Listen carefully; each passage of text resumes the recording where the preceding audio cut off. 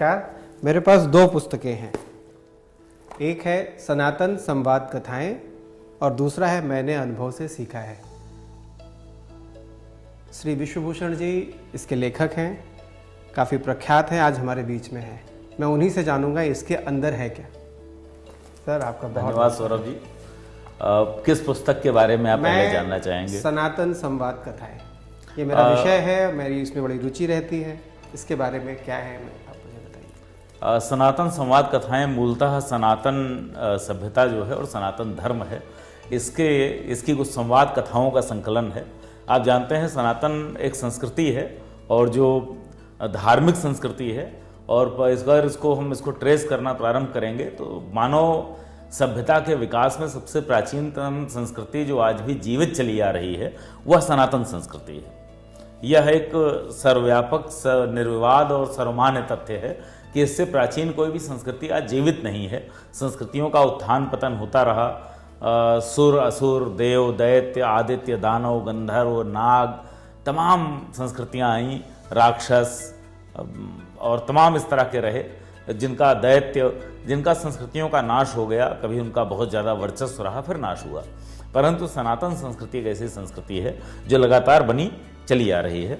तो उस संस्कृति के मूल तत्व क्या हैं और वह क्यों बनी हुई है, इसका विश्लेषण करने के लिए एक हमारे पास सनातन संस्कृति में एक बड़ा अच्छा रूपक भी है कि हम लोग अधिकतर जो हमारे सनातन ग्रंथ हैं उनकी रचना जो होती है वो किसी न किसी संवाद के रूप में होती है। मतलब हमारे वेद भी ऋषियों के संवाद के रूप में लिखे गए हैं। समस्त पुराण ऋषियों के बीच में आपसी संवाद हैं। वाल्मीकि रामायण हो अथवा महाभारत हो, दोनों एक कथा कह रहा है और दूसरा कथा सुन रहा है। तो यह एक सनातन विचार है कि अहंकार नहीं आने देता। जो लेखक है वो कभी नहीं कहता कि मैंने लिखा है, वह किसी और को कोट करता है, उन्होंने कहा और उन्होंने सुना और यहाँ से कथा आ गई। यहाँ तक कि अभी जो हाल फिलहाल का सबसे जो निकट भी इतिहास का जो हम कहते हैं सबसे चर्चित ग्रंथ है अथवा सर्वमान्य सनातन ग्रंथ है, आपको घर घर में इसकी प्रति मिल जाती है, वो गोस्वामी तुलसीदास जी का लिखा हुआ रामचरितमानस है। रामचरितमानस अवधी भाषा में लिखा हुआ ग्रंथ है, लेकिन रामचरितमानस में भी 3 कथाकार हैं और 3 सुनने वाले हैं। और गोस्वामी तुलसीदास लिखते हैं कि शिव जी गाते हैं तो पार्वती जी सुनती हैं, कागभूषुंडी जी गाते हैं तो गरुड़ जी सुनते हैं। तो ये इन संवादों के रूप में चीज़ों को व्यक्त करने की परंपरा रही है।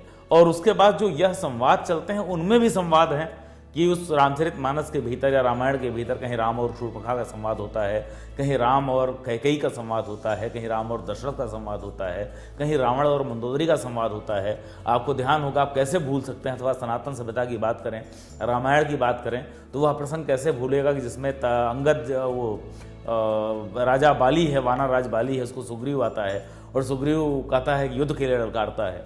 बाली जाता है, सुग्रीव पराजित होता है, बहुत बुरी तरह चोट खाता है, वापस आता है, भगवान राम से कहता है कि आपने तो बचाया नहीं। भगवान राम कहते हैं कि तुम्हारा और तुम्हारे भाई का रूप एक जैसा है, इस बार माला पहन कर जाओ। सुग्रीव जाता है, पुनः ललकारता है, और जिस समय बाली फिर उद्यत होता है कि भी मार खा कर गया था और नहीं आ रहा, बाहर निकलता है तो तारा रोकती है, कहती है स्वामी हे आर्य, यह अभी अभी पराजित होकर गया था और आपने इसको इतनी बुरी तरह पीटा था, दोबारा अगर आप बुला रहा है और दोबारा इस तरह से आपसे इतने गर्व के साथ ही आपको चैलेंज कर रहा है, आपको चुनौती दे रहा है, तो निश्चित रूप से इसमें कोई रहस्य है, मेरा मन घबरा रहा है, मत जाइए। तो ये जो इस तरह के तमाम संवाद हैं उन संवादों का संकलन है। तो यह जो कथा है यह 13 संवाद हैं। इसमें यम नचिकेता से लेकर अष्टावक्र और राजा जनक के बीच का, या शिव और सती का संवाद, इस तरह के संवाद है। 13 संवाद, हमारी 29 कहानियों में से 13 कहानियाँ ऐसी हैं जो संवाद पौराणिक कथानकों में जो संवाद वास्तव में घटे हैं, लिखे गए हैं ग्रंथों में, उनका पुनर्कथन किया गया है। आधुनिक परिप्रेक्ष्य में उनको कहीं भी आधुनिकता का मतलब ये नहीं हुआ कि मैंने उसमें वामपंथी विचार डाला हो या अधार्मिक या असनातन विचार डाला हो, बस शब्दों का थोड़ा सरलीकरण करते हुए उनको इस रूप में ले आए हैं कि मूल कथानक जस का तस रह जाए और वह संदेश आज की पीढ़ी के पास भी पहुंच जाए।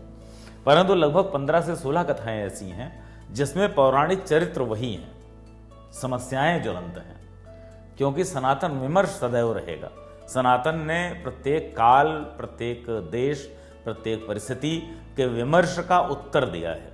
तो आज के समय में जो कुछ हो रहा है, जिस तरह के प्रश्न सनातन धर्म पर खड़े किए जा रहे हैं, कहीं जाति विग्रह का प्रश्न उठाया जा रहा है, कहीं भोजन खान पान की अभिरुचि में कट्टरवादी होने का प्रश्न उठाया जा रहा है, कहीं सनातन धर्म के ऊपर असहिष्णु होने का आरोप लग रहा है, कहीं सनातन के ऊपर किसी अन्य तरह की विचारधारा का अथवा कट्टरता का आरोप लग रहा है, कहीं सनातन को संकटापन्न बताया जाने का आरोप लग रहा है या संकटापन्न बताया जा रहा है, उसको डराया जा रहा है। इन सभी प्रश्नों का उत्तर जो हमारे पौराणिक चरित्र हैं, जो हमारे महाकाव्य के चरित्र हैं, रामायण और महाभारत के, जो हमारे शाश्वत सनातन चरित्र हैं, उनके माध्यम से कैसे वह उत्तर देते, उनका चरित्र, उनकी विचारधारा अगर वहाँ पर होती है, उनके सामने यही प्रश्न उपस्थित किया जाता तो उसका उत्तर कैसे आता, यह इन्हीं कथाओं में व्यक्त करने का प्रयास किया गया है। इतना रोचक तथ्य सुनने के बाद मुझे आज ही से अनकवर करना होगा और मैं दर्शकों से भी निवेदन करूंगा कि इसकी प्रति अगर उनको उपलब्ध ना हो रही हो तो हमसे ज़रूर संपर्क करें। धन्यवाद।